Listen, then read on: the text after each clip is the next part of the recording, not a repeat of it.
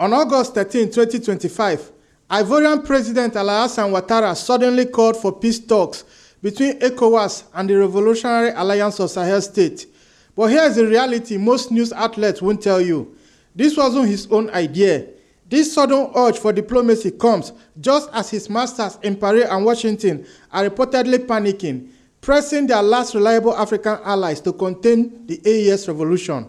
Ouattara, long seen as France's most loyal strongman in West Africa, appears to be following direct orders.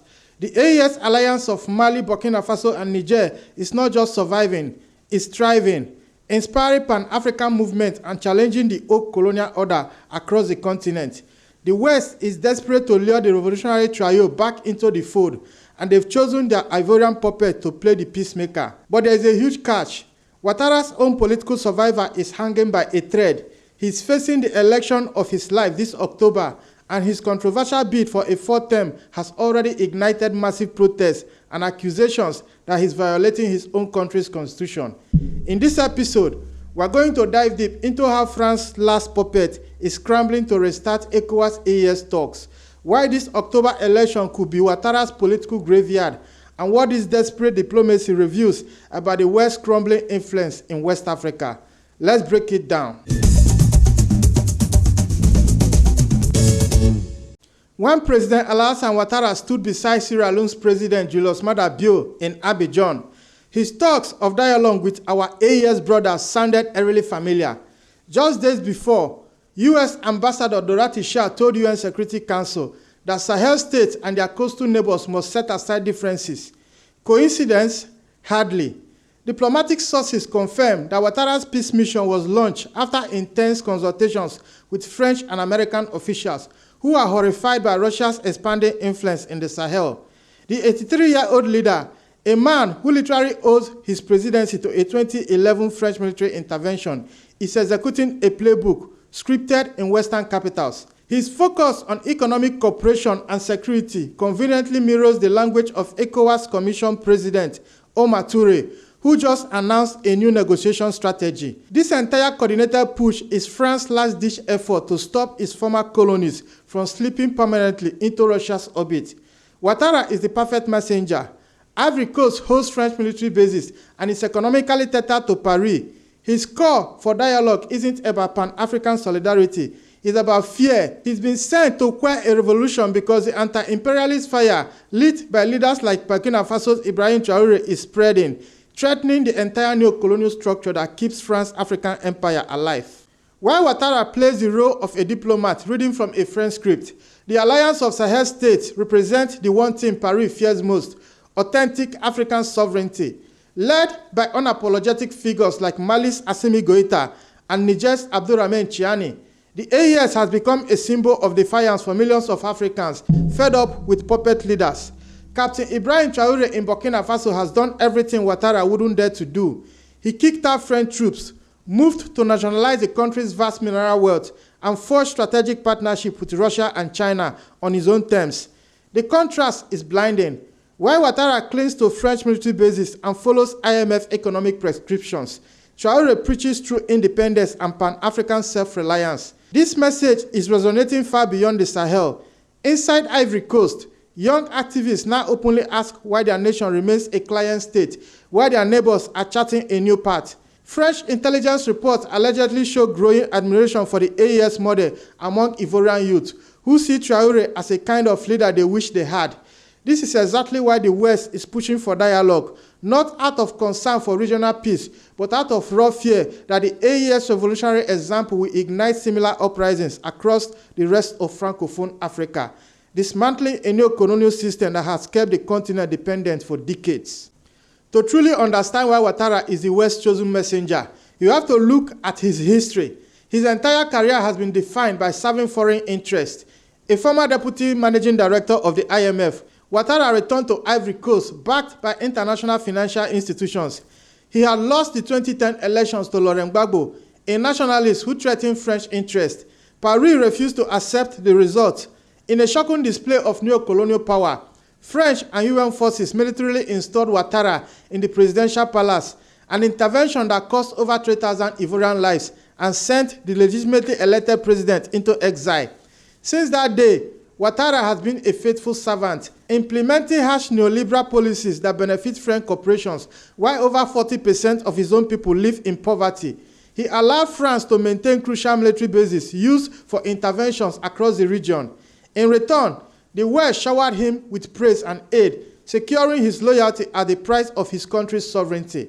Now, with French troops expelled from Mali, Burkina Faso, and Niger, Ivory Coast is France's last major military foothold in West Africa. This makes Ouattara more indispensable than ever, even as he shreds his own democratic credentials by changing the constitution to extend his rule and using the courts to ban his strongest political rivals. This October, Ouattara is walking a political tightrope as he pushes for a fourth term that most Ivorians consider illegal. The 83-year-old insists that a 2016 constitutional reform reset his term limit, a flimsy justification that has triggered fury on the street. Key opposition leaders like Laurent Gbagbo and Tidjane Thiam have been strategically disqualified from the election through judicial maneuvers, transforming a democratic contest into what critics are calling a coronation. But this tactic has backfired. Tens of thousands have flooded the streets of Abidjan, chanting "Enough is enough" and demanding a fair vote. Protesters waved banners declaring no democracy without justice, and with a million saying yes to Gbagbo and Thiam. Ouattara's sudden diplomatic mission to the AES looks like a calculated distraction from his spiraling crisis at home. By positioning himself as a statesman seeking regional unity, he hopes to bolster his image before an election that many fear could erupt into violence. The country's Catholic bishops have already warned that the exclusion of major candidates could lead to a repeat of the deadly 2020 election crisis. The October vote is no longer just about Ouattara's political career. It's a test of whether France's model of managed democracy can survive the wave of sovereign awakening that is now crashing at its doorstep. Sierra Leone's President Julius Maada Bio, the current ECOWAS chairman, has become Ouattara's primary partner in this frantic diplomatic offensive to reel the AES back in. Bio's central role is no accident. Sources suggest his appointment as chairman was engineered to provide a fresh face for engaging with the sovereign state. The duo's joint statement about strengthening ties and ensuring the survival of ECOWAS betrays the deep panic gripping the Western-backed bloc. While they publicly preach reconciliation, internal ECOWAS reports allegedly acknowledge that the AES departure might be permanent. The bloc's appointment of a chief negotiator to talk with Mali, Burkina Faso, and Niger is a massive climb down from its earlier threats of sanctions and military intervention. But the AES leadership aren't buying it. General Chiani of Niger has stated that his country has irrevocably turned its back on ECOWAS, while Captain Ibrahim Traoré continues to call the organization a neocolonial tool. How can a bloc claim to be fighting for democracy when its own members, including Ouattara himself, are busy changing constitutions and barring political opponents to cling to power? The answer is simple.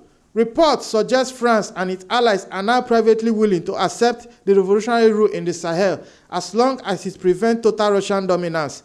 A stunning reversal that exposes the emptiness of their commitment to African democracy when strategic interests are on the line.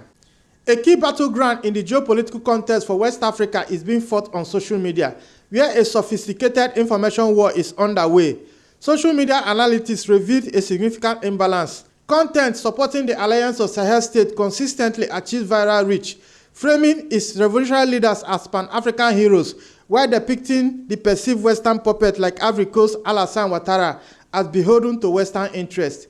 Data indicates that videos celebrating leaders such as Burkina Faso's Ibrahim Traoré garner millions of views and resonate deeply with African youth and diaspora communities. In stark contrast, pro-ECOWAS messaging struggles to gain traction and is frequently met with public skepticism and derision online.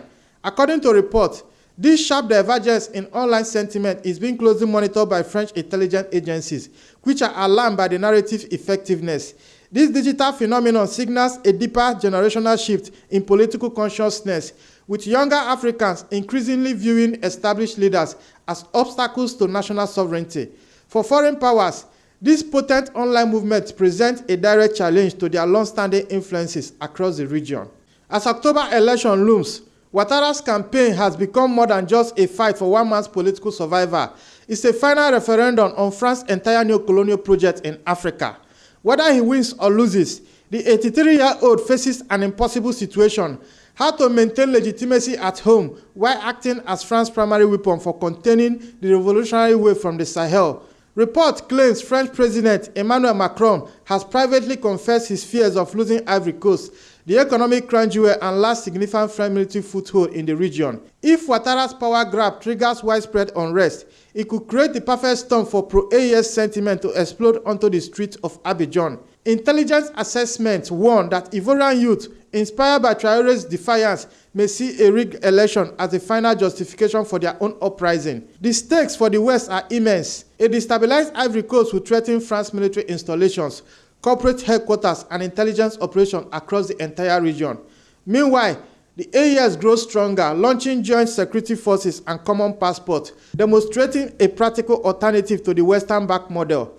This election will determine whether France's puppet system can endure or if the spirit of the Sahel will finally reach the Atlantic. This is Frontline Africa. If you value truth unfiltered and power reframed from an African perspective, subscribe, like, and drop your thoughts in the comments. I am Ezekiel Enejeta. See you in the next one.